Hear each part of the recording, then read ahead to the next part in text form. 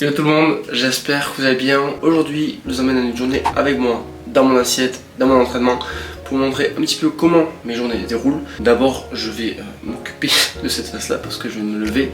Et la première étape de ma journée, ça va être du cardio. Alors par rapport à ma dernière vidéo, je vous ai dit, le cardio c'est pas forcément quelque chose qui est hyper intéressant en phase de prise de masse. Moi, je le fais purement par habitude. Genre, pendant la perte de gras, je le faisais dès le matin quand je me levais. Là c'est pareil, c'est un peu comme une habitude. En vrai c'est comme si quelqu'un prenait une douche froide dès le matin. Ben moi c'est du cardio, c'est du vélo. C'est mon habitude, ça me permet de lancer ma journée. Et puis comme ça c'est super bien, moi ça me régule un petit peu tout le démarrage de la journée.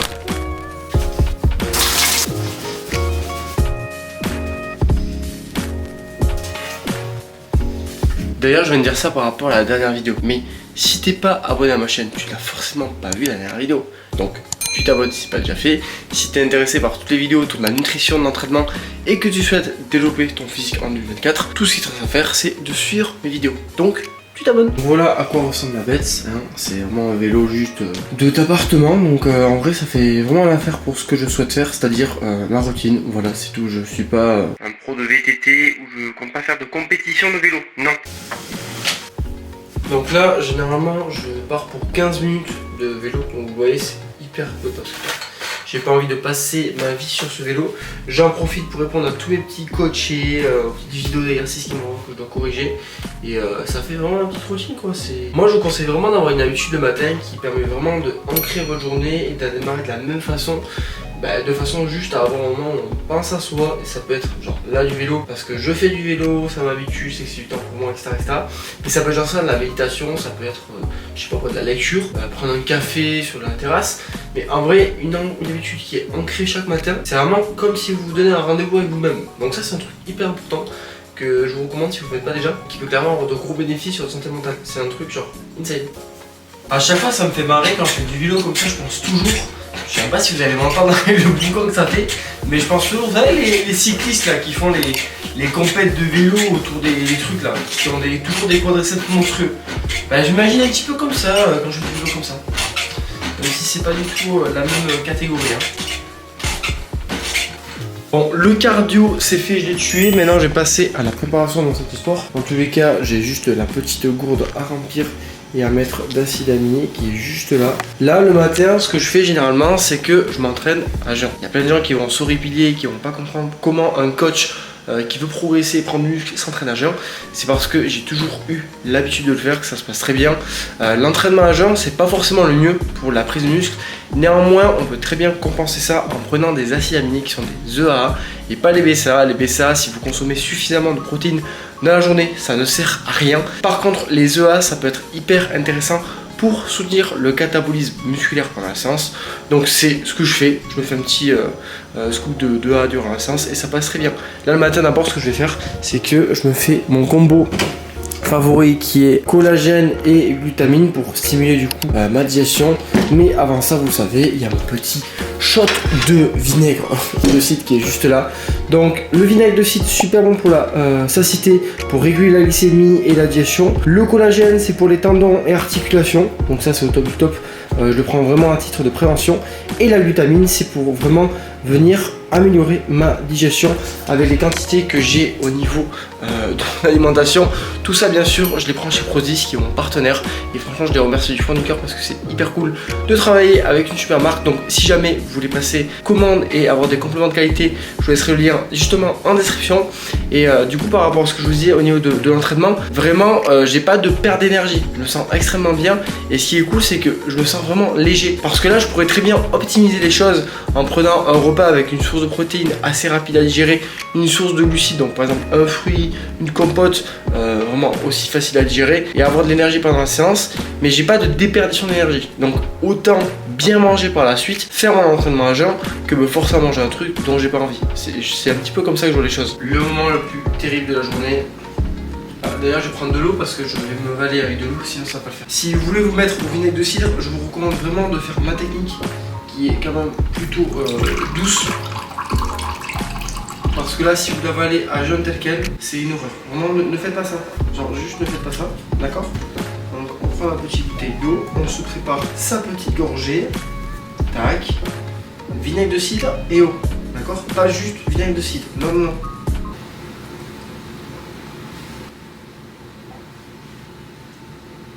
Alors moi je suis tellement habitué maintenant qu'il y a un truc qui passe, je sens que ça m'arrache la gorge, mais ça va, c'est pas la mort. Je vais y penser, mais si vous voulez tester de vous entraîner à jeun, consommez pas mal d'eau avant votre séance, parce que là déjà vous êtes à jeun en termes d'énergie, donc votre corps va puiser quand même ses réserves, alors pas ses réserves de gras, non, les réserves que vous avez consommées la veille durant vos repas, parce qu'il aura rechargé ses stocks de glycogène. Par contre, un truc hyper important, c'est l'hydratation. Hydratez-vous avant votre séance, 500 ml minimum, c'est hyper important. Aujourd'hui du coup, je pars pour une séance d'eau, donc en ce moment je suis vraiment divagué entre est-ce que je continue de me casser le cul entre guillemets à optimiser beaucoup de choses pour rattraper les points faibles que j'ai sur mon physique, parce que c'est clairement le but et comment je peux me challenger, parce que le physique que j'ai construit aujourd'hui il me plaît. Parenthèse par rapport à ça, si toi aussi tu souhaites construire le physique qui te plaît en 2024, il me reste encore des places dans mon accompagnement totalement personnalisé. Le but c'est vraiment d'avoir une approche, une stratégie qui fonctionne pour toi. Donc si ça t'intéresse, tu réserves ton appel totalement gratuit et sans engagement dans la description, et comme ça je vois avec toi comment on peut atteindre tes objectifs. Bref, pour revenir au sujet, c'est vrai que je me pose vraiment la question de est-ce que je continue vraiment à optimiser des choses pour rattraper les micro points faibles, enfin le micro équilibre que j'ai envie d'avoir sur mon physique. Parce que vraiment si je m'écouterais, moi je garderais ma routine, je ferais mes entraînements, mais je serais pas autant à cran par rapport à toutes les choses auxquelles j'ai à penser. Le fait de bien progresser, le fait de bien passer à m'hydrater, la récupération, etc., etc. Parce qu'il y a plein de choses que j'optimise et qui m'énervent en fait, enfin qui me saoulent et qui je sais ne sont pas viables. Elles seraient viables entre guillemets si par exemple j'avais un projet de compétition, que j'avais vraiment un objectif long terme, et là pour le coup ce serait totalement cohérent. Là c'est pas le cas, j'ai pas envie de faire des compétitions, j'ai juste envie de prendre du muscle et de rattraper un petit peu l'équipe de mon physique. Donc je vous pose vraiment la question en ce moment, on verra comment ça se déroule. Pour l'instant je suis plein, aujourd'hui c'est séance d'eau, le dos qui est un de mes points faibles avec des épaules et des bras, parce que c'est le point faible aussi, et comme ça je vous filmerai tout ça et on va faire une grosse session. Je commence toujours mes séances par des petites rotations articulaires, par un petit échauffement où je fais pas mal de mouvements pour l'articulaire. C'est juste pour envoyer du sang dans l'articulation et éviter de se blesser connement, vraiment avec des poids très légers. Dizaines de répétitions. Là je fais un mouvement développé, je vais venir faire un mouvement de tirage pour bien échauffer toute l'articulation, parce que même si vous faites des mouvements pour les jambes, voilà, mais pour tout ce qui est du corps, en fait, même si ça ne cible pas directement le muscle que vous travaillez, c'est quand même important d'avoir tout le muscle chaud, parce qu'ils sont quand même impliqués d'une bonne manière dans un mouvement de développer. Vous avez les triceps qui vont être engagés par exemple, dans un mouvement de tirage, les biceps aussi. Donc c'est hyper important de vraiment penser à bien s'échauffer. Ça prend 5 minutes et au moins vous réduirez vraiment le risque de blessure. La raison que je vais faire, ça va être un crossover avec les petites sangles de cheville. Si vous ne connaissez pas cet accessoire, c'est sous-côté. Je vous montrerai l'exercice. Ça va permettre vraiment de faire des exercices d'épaule et de bras hyper confortables, sans mettre de pression en fait sur les poignets et les articulations. Donc là c'est un crossover, donc extension triceps croisée. Je commence toujours par les bras parce que c'est mon point faible. Et après on va embrayer directement la séance et je vais vous montrer l'exercice, donc ça sera beaucoup plus rapide.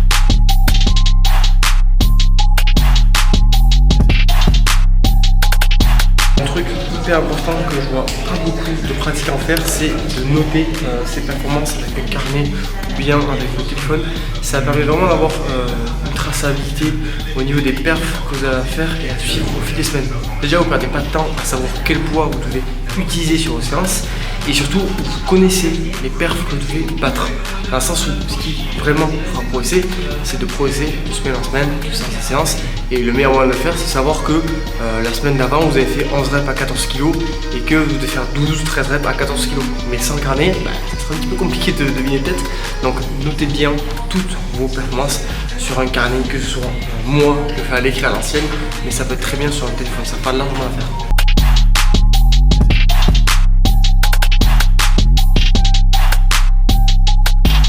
Et après, un pro tip que je fais durant toutes mes séances, c'est de faire mon HIIT, c'est-à-dire mon nombre de pas. Donc vraiment, vous allez me voir, j'ai marché durant toutes mes temps au repos, parce que ça permet vraiment de gagner un nombre de pas immense sur la journée. Genre généralement sur une séance, je fais genre 5000 pas, et c'est un putain de banger. Donc en fait, faites vos nombres de pas pendant votre temps de repos, et en plus ça vous fera mieux récupérer. Donc double avantage.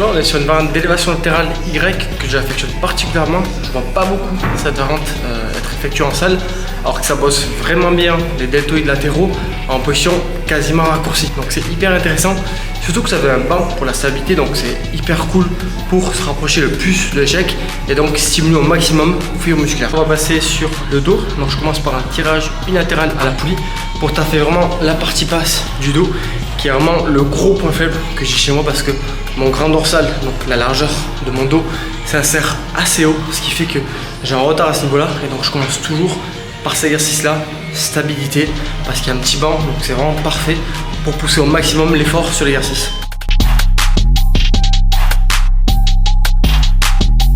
Ça pareil, c'est une erreur que je vois hyper fréquemment, de ne pas utiliser des sangles de tirage pour tous vos mouvements de dos.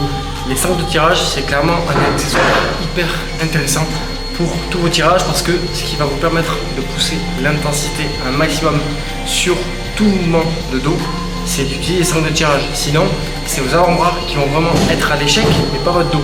Et donc derrière, niveau intensité, ce sera pas ça. Donc mettez des sangles de tirage sur chaque mouvement. Et non, ça vous permet quand même de recruter vos avant-bras. Pour tous ceux qui sont inquiets par rapport à ça, c'est parce que vous mettez des sangles de tirage que ça vous anéantit le travail de vos avant-bras. Pas du tout.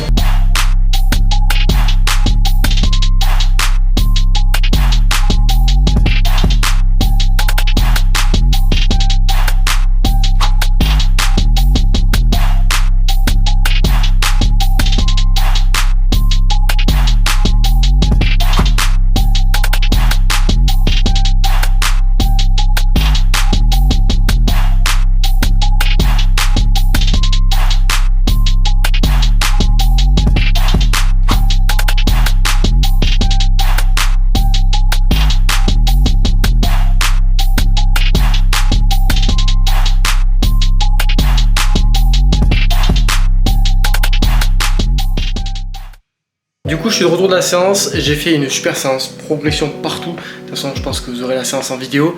Là, la mission, comme je m'entraîne en géant, c'est que le repas post-entraînement, il est assez important, il est assez copieux, parce que là, pour le coup, j'ai vraiment utilisé toute mon énergie à la séance. Donc c'est important que je recharge les batteries. Je vais me faire un repas qui est riche en protéines, en glucides, un peu de source de graisse, mais pas trop pour pas limiter la digestion. Là, en ce moment, j'ai deux cravings. C'est soit je vais venir me faire du coup la farine de riz comme d'hab que vous connaissez, parce que c'est hyper pratique et c'est grave bon, et que surtout j'ai retrouvé le chocolat noir de chez Lindt, genre le 85%, qui a un petit goût vanillé, genre il est incroyable, je vous montrerai juste après.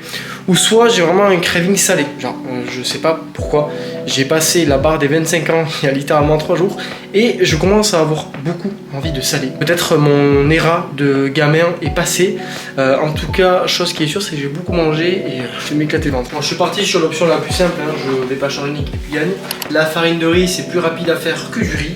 Donc je suis parti sur ma farine de riz. D'ailleurs, je vois beaucoup trop de gens qui complexifient de ouf l'alimentation aujourd'hui, alors que virtuellement parlant, c'est juste manger les quantités et les besoins dont votre corps a besoin pour atteindre vos objectifs, et surtout manger le moins transformé possible. J'ai déjà parlé de la règle 80-20. Je pense que c'est un principe qui est vraiment pas mal à mettre en place quand vous y connaissez pas grand chose par rapport à l'alimentation. Manger de préférence aussi bio, local. Donc bio, je sais que c'est pas possible pour tous les budgets, mais local c'est possible.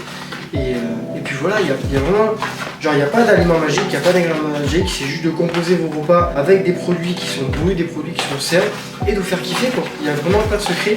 Et en fait, il y a beaucoup de personnes sur la nutrition qui vont complexifier le truc à base sur des super aliments, arrête de manger tel aliment ou quoi. Mais déjà, si vous mangez les quantités dont vous avez besoin et vous mangez globalement très peu transformé, bah, ce sera très bien en fait. Ce sera très très bien. Par contre, je suis super triste parce que j'ai pas de banane pour mettre. Surtout que là en plus j'ai une whey chocolat, du coup ça aurait fait un super mariage avec mon chocolat noir. Quelle déception, c'est une tristesse. Et par-dessus, je vais venir ajouter le chocolat noir. Donc normalement c'est le 85 que je prends. J'ai du 78 aussi, donc il est très bon, 78. Il est juste à mon goût un peu trop sucré. Moi, grand amateur de chocolat.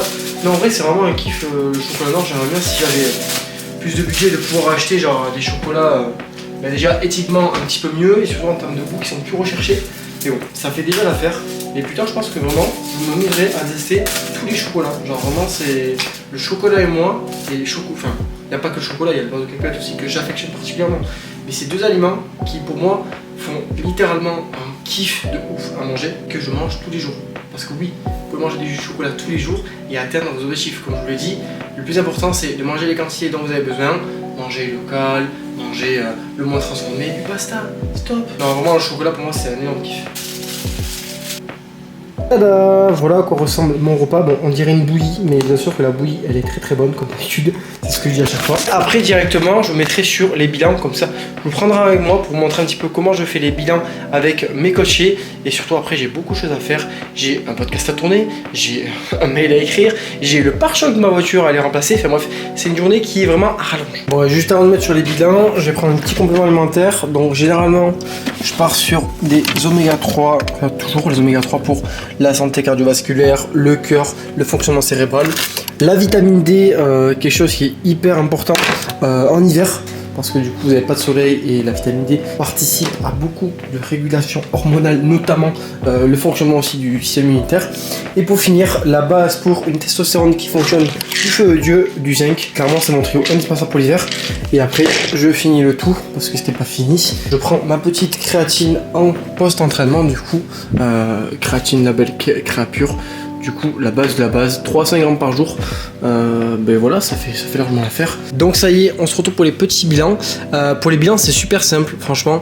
Je fonctionne avec un fichier Google Drive dans lequel je demande à mes coachés de remplir pas mal de petites infos, des données, comment s'est déroulée la semaine, côté mental, côté poids, etc.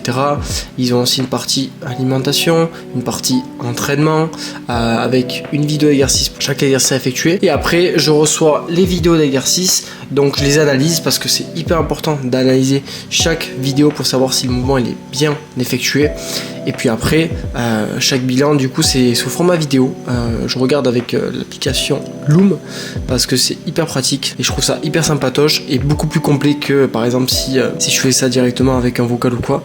Donc voilà, c'est parti, je me lance. J'en ai pour assez longtemps, mais c'est clairement le truc qui m'épanouit le plus, de voir progresser, de voir avancer vers vos objectifs. C'est un truc là, la sensation elle est insane en fait. Bon, on est plutôt pas mal. J'ai fini de tourner l'épisode de podcast, ça va être le moment de manger. Donc là ça va être très simple, je vais manger toujours mon petit snack, j'adore faire ça, c'est les tartines au hasard. En fait je mets généralement du thon et du fromage frais dessus, ça me fait un petit snack rapide parce que là je dois bouger récupérer le pare-choc pour ma voiture qui est totalement dédossé, mais ça me fait un petit snack rapide. Alors généralement sur les jours de repos, parce que d'habitude je travaille, donc c'est vrai que j'ai vraiment mon organisation par rapport à quand c'est que je bosse et quand c'est que je mange, mais sur les jours de repos, 3 repas dans la journée et un gros snack le soir parce que ça me permet vraiment de m'organiser, surtout que j'ai beaucoup de travail à faire entre le contenu, etc. Donc là je me fais un snack et après je partirai directement remplacer le pare-choc de la voiture en espérant que ce soit nickel. Donc voici le repas, du thon, les tartines au hasard et du chèvre. Ça ne ressemble à rien. Mais en vrai, ce qui est bien le hasard, c'est que ça me fait des petits snacks. Donc je pense que je vais me faire 2 sucrés là et puis là je